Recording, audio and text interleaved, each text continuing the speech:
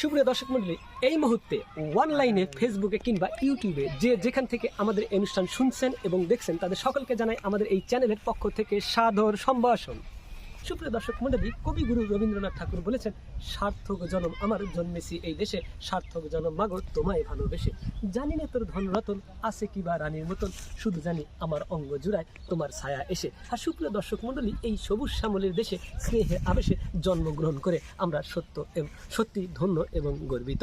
সুপ্রিয় দর্শক মণ্ডলী, আপনাদের বিনোদন দেওয়ার জন্য আমরা আজকে এসেছি উত্তরবঙ্গের একটি সুনামধন্য জেলা, যে জেলাটির নাম হচ্ছে নওগাঁ জেলা। আর এই নওগাঁ জেলায় আমরা রয়েছি আজকে এমন একটি জায়গায় দাঁড়িয়ে, সেই জায়গাটির নাম হচ্ছে বদলগাছি থানা ঐতিহাসিক পাহাড়পুর বৌদ্ধ বিহার, অর্থাৎ সোমপুর বিহার। এই সোমপুর বিহারে এসে আপনাদেরকে আনন্দ দেওয়ার জন্য আমার সঙ্গী হিসেবে রয়েছে আমার প্রিয় বন্ধু শফিকুল ইসলাম শফিক, প্রিয় বন্ধু শরীফ।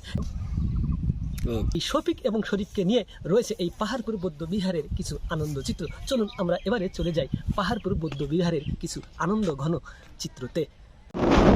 পাহাড়পুরে আসতে হলে আপনাকে জয়প্রয়াগ থেকে 12 কিলোমিটার দক্ষিণে আর নওগাঁ শহর থেকে 32 কিলোমিটার উত্তর দিকে আপনাকে আসতে হবে। পাহাড়পুরে আপনাকে স্বাগত। এই মন্দিরের একমাত্র সুবিস্তৃত একটি প্রবেশপথ, এটি দিয়েই এই মন্দিরে প্রবেশ করতে হতো, এটি কথিত আছে। এই প্রবেশপথটি মন্দিরের উত্তর পাশে রয়েছে, যেটি দেখতে খুবই সুন্দর এবং বিশাল আকৃতির একটি সুবিস্তৃত প্রবেশপথ, যা অনেকেই নেমে আসতেছে, দেখতে ভালো লাগে। মন্দিরের উপর ওঠার জন্য এটিও ছিল একটি সিঁড়ি, তবে বর্তমানে এই সিঁড়িটি নেই, আগে ছিল, আমরা অনেকে উঠতে পেরেছি, এখন বন্ধ আছে। দিকে বিশাল এই আকার মন্দিরের চতুর্দিকে রয়েছে প্রাচীর, যেটা নিরাপত্তা বেষ্টনী হিসাবে কাজ করতে বলে মনে করা যায়। মন্দিরের চারপাশে রয়েছে বিভিন্ন রকমের কারুকাজ সম্পন্ন প্রাণী, মূর্তি, ফুল, পশু পাখি, বিভিন্ন রকমের প্রতিচ্ছবি অঙ্কন করা আছে বা খোদাই করা আছে, যেটা আপনারা দেখতে পাচ্ছেন। এটি মন্দিরের চতুর্দিকেই রয়েছে। একজন জাপানি ব্যক্তি এসেছেন এটি হয়তো দেখার জন্য। অনেক বিদেশি দর্শনার্থীরাও দেখা যায়, আমরা মাঝে মধ্যে দেখতে পাই।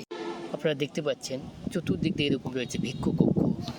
মন্দিরের চারপাশে এরকম অসংখ্য ভিক্ষু কক্ষ রয়েছে নানা রকম ছোট ছোট মন্দির, বিভিন্ন রকম স্থাপনা রয়েছে। আপনারা দেখতে পাচ্ছেন পঞ্চবেদী, এটি পঞ্চমন্দির নামেও পরিচিত।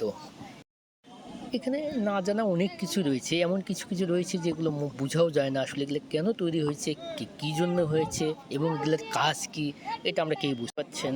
আপনারা দেখতে পাচ্ছেন একটি কূপ, হয়তো এই মন্দিরের বিশাল এক মন্দিরের এটি একমাত্র কূপ, যে এখান থেকে হয়তো পানির খাবারের ব্যবস্থা করা হতো।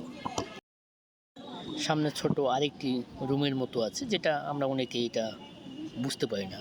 অনেক দর্শনার্থী এসেছে এবং দেখেও, অনেক দর্শনার্থী, বিশাল আকৃতি, এইটা ঘুরে দেখতে অনেকটা সময়েরও ব্যাপার।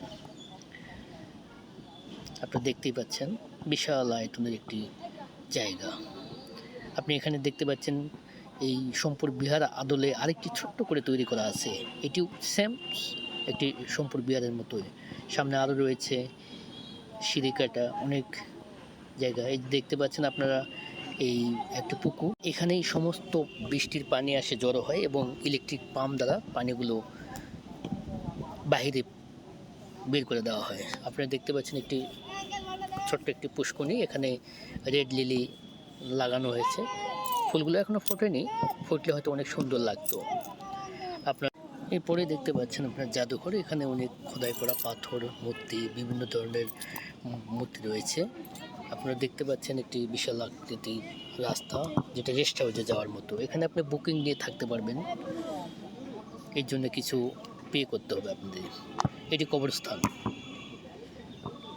এরপরে আছে আপনার বিশাল ফুলের বাগান, আপনি ঘুরে ছবি তুলতে পারবেন, ঘুরে বেড়াতে পারবেন, কিছুক্ষণ বসে থাকতে পারবেন। খুব মনোরম একটা পরিবেশ তৈরি করা আছে এইখানে, অনেক রকম ফুলের গাছ লাগানো আছে। যদি আসেন খুবই ভালো লাগবে, আপনি দেখলে বুঝতে পারবেন অনেক রকমের ফুলের গাছ আছে।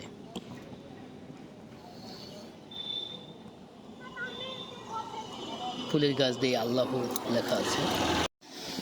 এরপর দিয়ে আপনাকে বের হয়ে যেতে হবে, এটি বের হয়ে যাওয়ার একমাত্র